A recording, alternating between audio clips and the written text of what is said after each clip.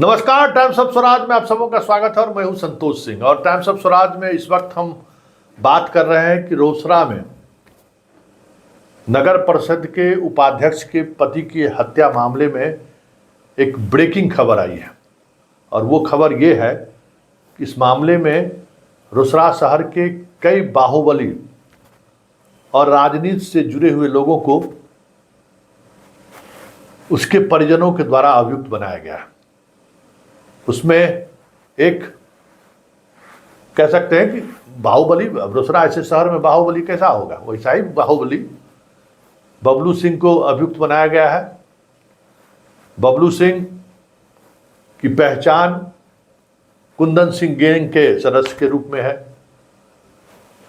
वो कुंदन सिंह जो वाकई में इस इलाके के बाहुबली माने जाते हैं, उस गैंग उससे बबलू सिंह का रिश्ता रहा है। और पत्रकार हत्याकांड, विकास रंजन के हत्याकांड मामले में वो सज़ा हफ्ता भी है, उन्हें आजीवन कारावास की सज़ा मिल चुकी है। और उस हत्याकांड की वजह से उसके नाम की चर्चा भी हुई, वो मुखिया भी रह चुका है। एक अभियुक्त उसको बनाया गया है। दूसरे राजनीतिक व्यक्ति हैं, व्यापारी हैं, जिनका अपना चिमनी का धंधा चलता है, संजय सिंह।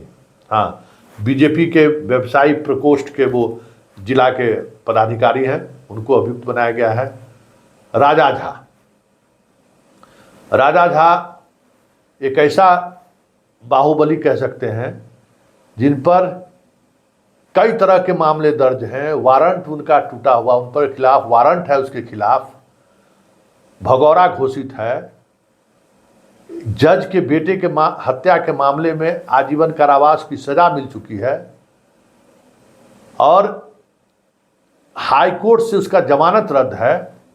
फिर भी पुलिस के संरक्षण में वो दारू का धंधा करता है, पुलिस के संरक्षण में वो जमीन पर कब्जा करने का धंधा करता है और पुलिस के संरक्षण में वो तमाम ऐसे गलत काम करता है जिस काम की वजह से पूरा शहर हमेशा दहशत में रहता है। और वो भी एक अभियुक्त बनाया गया है। तो ये तीन जो मुख्य अभियुक्त बनाए गए हैं, ये तीनों नाम हैं। इसके अलावा अपने वो पड़ोसी को उन्होंने अभियुक्त बनाया है, अरुण महतो का परिवार वाला प्रदीप पूर्वे है, वो भी जमीन का ढकपंच करने वाला है, उसको अभियुक्त बनाया है। उसके भाई को भी अभियुक्त बनाया है और एक वार्ड काउंसलर है, कोई रजक है, उनको अभियुक्त बनाया गया है। वैसे पुलिस 3 एंगल पर काम कर रही है इस मामले में। पहला एंगल बबलू सिंह का एंगल है, उस एंगल को भी गंभीरता से पुलिस जांच कर रही है। दूसरा एंगल राजा झा का भी है, उस एंगल को भी पुलिस गंभीरता से जांच कर रही है। और तीसरा एंगल है कि हाल के दिनों में दलसिंह सराय में एक विवाद हुआ था, जिस विवाद में मारपीट की घटना घटी थी, इसके अरुण महतो के गाड़ी पर तोड़फोड़ हुआ था।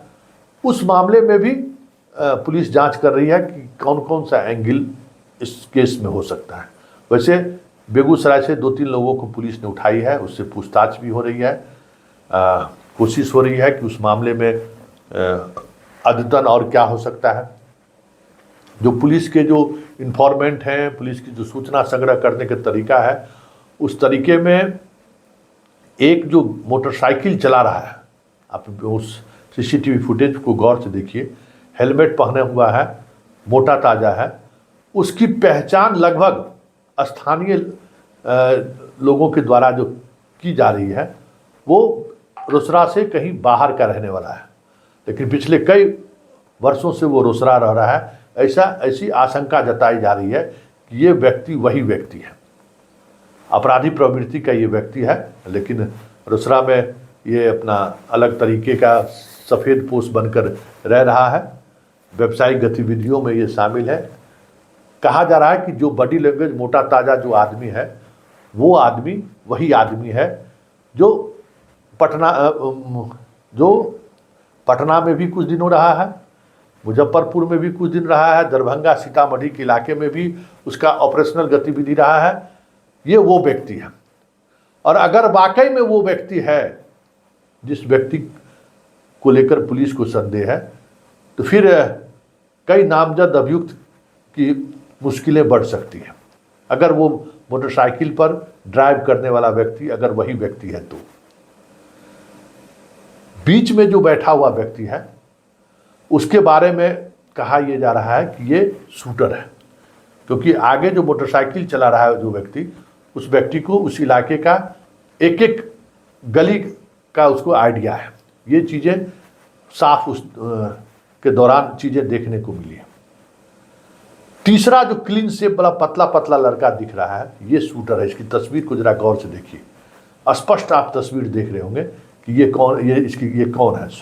अगर आप इनको पहचान रहे होंगे तो आप रोसड़ा पुलिस के डीएसपी और थाना अध्यक्ष को आप सूचना दे सकते हैं।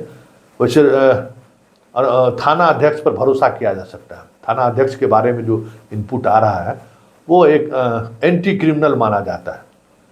वो रोसड़ा में काफ़ी लंबे अंतराल के बाद कोई उस मिजाज का थाना प्रभारी पहुंचा है। हालांकि हमारी कोई सीधी बातचीत नहीं है, जो पब्लिक ओपिनियन है वो हम बता रहे हैं कि एंटी क्रिमिनल एटीट्यूड है और एंटी क्रिमिनल चीज़ों पर भरोसा रखता है। लेकिन दुर्भाग्य ये है समस्तीपुर जिले के पुलिसिंग का, चाहे एसपी हो या डीएसपी हो, जहाँ तक इनके पुलिसिंग को मैं जानता हूँ, मैं देख रहा हूँ, उसमें अगर कहीं इस पूरे घटनाक्रम में एक बड़े नेटवर्क की बात सामने आई तो बहुत कुछ आप उम्मीद नहीं कर सकते। ये लोग एक तो कवि हैं हमारे एसपी साहब, कविता के दुनिया में रहते हैं, उनको अपराधी की दुनिया में बस हल्का फुल्का जो हीरोपनी वाला जो मिजाज होता है ना, उसी मिजाज की ये बात डीएसपी की करें। पढ़े लिखे लोग हैं, सुपरविजन बेहतर करते हैं, ये चर्चा है, पैसा वगैरह नहीं लेते, ईमानदार आदमी भी है। लेकिन एंटी क्रिमिनल के को लेकर जो मिजाज होना चाहिए वो मिजाज नहीं है। जो पुलिस अधिकारियों में एक हनक दिखनी चाहिए वो हनक नहीं है। कागज कलम में भी जो मजबूती दिखना चाहिए, अगर कोई क्राइम हुआ तो हम उसको थोड़ा मजबूती से अपने इसको आधार बना के, पुलिसिंग का भी एक तरीका होता है, वो तरीका कहीं न कहीं ये लैक कर रहे हैं और उसका प्रभाव रोसड़ा अनुमंडल के अपराध पर दिखता है। क्योंकि जिस तरीके से ये व्यक्ति ईमानदार है और केस के मामले में जिस तरीके से ये व्यक्ति जस्टिस करता है, अगर पुलिसिंग थोड़ा बेहतर तरीके से ये अगर करता है तो फिर रोसड़ा को एक बेहतर डीएसपी के रूप में जाना जाता जरूरी है। पहली पोस्टिंग है, लेकिन ये चीज़ पब्लिक ओपिनियन यही है कि मास्टर साहब वाली इनकी छवि है, मतलब पढ़ने पढ़ाने वाली छवि है। पुलिस का जो तेवर है वो तेवर नहीं है। और ना उस तरीके से हमारे अनुमंडल में अगर कोई घटना घटी तो हम उसको अपने स्वाभिमान से जुड़े, अपने पुलिसिंग से जुड़े, ये प्रवृत्ति भी नहीं है। इस वजह से तमाम गुण के बावजूद भी वो प्रभाव नहीं छोड़ पा रहे हैं, जो प्रभाव एक पुलिस पदाधिकारी को छोड़ना चाहिए। और यही वजह रहा कि अपराधी ने घटना को इस तरीके से अंजाम दिया है जो तरीका जंगल राज के वापसी का संकेत है। क्योंकि सुबह में मर्डर बहुत ही प्लान तरीके से होता है और जिस तरीके से रेकी करके हत्या की गई है, इसका मतलब है कि पुलिस प्रशासन का कोई भी दबाव अपराधियों पर नहीं है, बेलगाम है, छुट्टा है। और इसकी वजह भी है, अब शहर में मान लीजिए कि ऐसा व्यक्ति अगर घूमता रहे, किसी का जमीन कब्जा कर ले, किसी के घर पर चढ़ जाए, मुकदमा हो उस पर पुलिस कार्रवाई नहीं करे, वारंट जारी हो कोर्ट से उसका तामिला ना हो, तो पब्लिक का भी मनोबल टूटता है। और उसी मनोबल टूटने का परिणाम है ये घटना। अगर पुलिस ऐसे तत्वों के खिलाफ कार्रवाई करती रहती तो रोसड़ा में ये आपराधिक घटना नहीं घटती।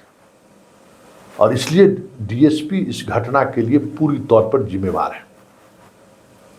क्योंकि डीएसपी अगर इस मामले में को गंभीरता से लेते, क्योंकि डीएसपी के पास लगातार इस तरीके की शिकायत जाती रही है, यह और स्वाभाविक तौर पर हम पत्रकार हैं, हमें भी फ़ोन आता रहता है, लेकिन मुझे भी कभी भरोसा नहीं हुआ कि उस थाना और डीएसपी को अगर कहा जाए कि ये जंगल राज का संकेत है और सुशासन के शासन काल में पहली बार इस तरह की चीज़ें किसी अनुमंडल में देखने को मिल रहा है तो मुझे भी भरोसा नहीं हो रहा था।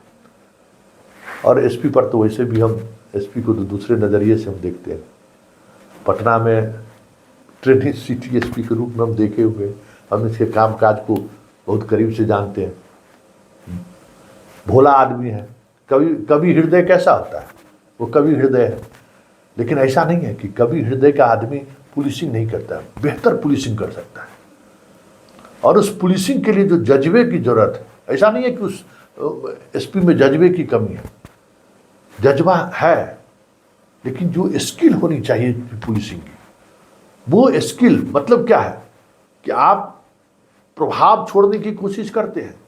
जहाँ घटना होता है वहाँ जाकर आप प्रेस कॉन्फ्रेंस कर एक अलग तरीके का माहौल बनाने की कोशिश कर रहे हैं। और ये इस वजह से समस्तीपुर जिला की जनता का आप पर भरोसा भी है। लेकिन जहाँ तक मेरी समझ है समस्तीपुर जिले के क्राइम को लेकर, जहाँ तक हम समस्तीपुर जिले के क्राइम को समझते हैं, उसमें इस तरीके की पुलिसिंग से जो ऑर्गेनाइज्ड क्राइम है, उस क्राइम को तिवारी जी से नियंत्रण होने वाला नहीं है, रोसड़ा अनुमंडल के डीएसपी से नियंत्रित होने वाला नहीं है। अब इसके लिए विजय बाबू को तो जवाब देना ही चाहिए। लाए तो वही हैं उस जिला में, दोनों आदमी को लाने की तो सूचना जानकारी हम लोगों को तो यही है कि विजय बाबू के प्रभाव से पहुंचे हैं ये लोग। तो अगर रोसड़ा में लॉ एंड ऑर्डर का प्रॉब्लम होता है तो रोसड़ा तो विजय बाबू का गहरा रिश्ता रहा है, तो जिम्मेवारी उनकी भी तय हो। भाई ऐसे पदाधिकारियों को आप समस्तीपुर जिले का कमान दे रहे हैं, जो अधिकारी ऑर्गेनाइज्ड गैंग के खिलाफ कार्रवाई करने से बचता है, तो साख तो विजय बाबू का भी दाग ऊपर है। देखिए आगे आगे होता है क्या, लेकिन इतना तय है कि जिस तरीके से एफआईआर दर्ज किया गया, पुलिस के सामने एक बड़ी चुनौती होगी इस केस का उद्भेदन करना, क्योंकि सीसीटीवी फुटेज की वजह से बहुत सारी इनपुट पुलिस के पास पहुंचनी शुरू हो गई है। लेकिन उस इनपुट के सहारे अपराधी तक पहुंचना, शूटर तक पहुंचना, और उस शूटर के सहारे इस पर्दे के पीछे इस खेल में कौन लोग शामिल है, उन तक पहुंचने के लिए बड़े नेटवर्किंग टाइप पुलिसिंग की जरूरत है। चलिए, लेकिन इंतजार कीजिए, अब एफआईआर दर्ज हो गया है, अब आगे क्या कार्रवाई होती है हमारी भी नज़र है, स्वाभाविक तौर पर रहेगी भी। लेकिन हम भी चीज़ों को देखने की कोशिश करेंगे कि आखिर रोसड़ा पुलिस इस मामले में कहाँ तक कार्रवाई कर रही है। बाकी सब तो फिर जो अपने तरीके से पुलिसिंग का तरीका होता है, पत्रकारिता होता है, वो तो जारी रहेगा ही रहेगा, क्योंकि सवाल रोसड़ा का है। और रोसड़ा का है तो मेरी दिलचस्पी पूरी तौर पर हमेशा रोसड़ा के एक पत्रकार की वजह से हमेशा ये रहा है कि रोसड़ा में अपराधियों का मनोबल न बढ़े, रोसड़ा हमेशा अपराधियों से मुक्त रहे, अमन चैन बहाल रहे। और इसके लिए हम किसी भी हद तक जाते रहे। जब रोसड़ा में थे तब भी, दरभंगा में थे तब भी, आज पटना में है तब भी। अपराध और अपराधी रोसड़ा का अमन चैन अगर इस तरीके से प्रभावित करने की कोशिश करेंगे तो फिर पत्रकारों की जो अपनी क्षमता रही है, पत्रकारों के पत्रकारिता करने का जो अपना मिजाज रहा है, उस मिजाज से अब बच नहीं पाइएगा, चाहे वो पुलिस हो चाहे अपराधी हो। उम्मीद करते हैं कि सारे इस खेल में जो शामिल अपराधी हैं सलाखों के अंदर होंगे, नहीं तो पुलिस प्रशासन का तो बैंड बजेगा ही बजेगा। क्योंकि रोसड़ा में अशांति कितने लोगों को अशांत करेगा, इसका अंदाज़ा शायद ऐसे लोगों को ज़रूर होगा जो पत्रकारिता से रूबरू होंगे, जो पत्रकारिता के मतलब समझ रहे होंगे। तो चलिए देखिए, उम्मीद है आगे आगे देखिए होता है क्या। लेकिन इतना तय मानिए कि इस केस का उद्भेदन भी होगा, इस केस में शामिल अपराधियों तक पुलिस पहुंचेगी भी, और इस केस में चाहे कितना बड़ा व्यक्ति क्यों ना हो, उन व्यक्ति के खिलाफ अगर कोई सबूत हमारे नज़र में भी आएगी तो खबर के सहारे ही सही वहाँ तक वो सबूत पब्लिक डोमेन तक पहुँचाने का काम जरूर करेंगे, चाहे समय जो भी लगे।